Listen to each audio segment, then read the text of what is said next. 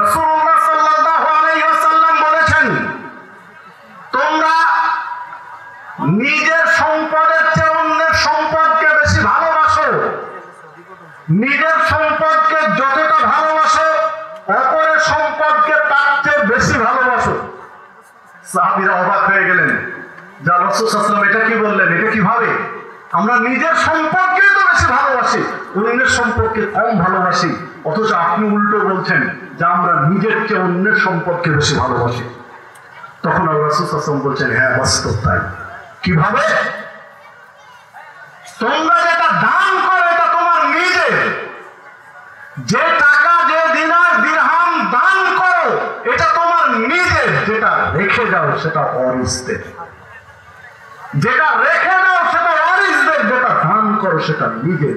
তোমরা দান করতে চাও না রেখে যেতে চাও, তোমরা বেশি রেখে যেতে চাও, দান করতে কম চাও, তাহলে তোমরা ওয়ারিসদের সম্পদ বেশি ভালোবাসো নিজেরটার চেয়ে। বুঝাতে পারলাম কিনা জানি না, বাস্তব তাই। ধরেন আপনি 1000 টাকা নিয়ে আজকে এই সালাফি কনফারেন্সে এসেছেন, 100 টাকার 10টি নোট আপনার পকেটে আছে। আপনি আলোচনা শুনে আপনার কাছে একটু ভালো লাগলো, মনে হলো যে ঠিক আছে কনফারেন্স এবং এই প্রতিষ্ঠান, এই মাদ্রাসা মসজিদের জন্য আমি একটু দান করি। টাকা 1000 টাকা বড়ই কষ্টের আপনার কাছে, বারবার ভাবছেন কয় টাকা দেব, বারবার হিসাব করছেন কয় টাকা দেব। অনেক চিন্তা ভাবনা করে আপনি 200 টাকা দিয়ে দিলেন, পকেটে থাকলো কয় টাকা? 800 টাকা।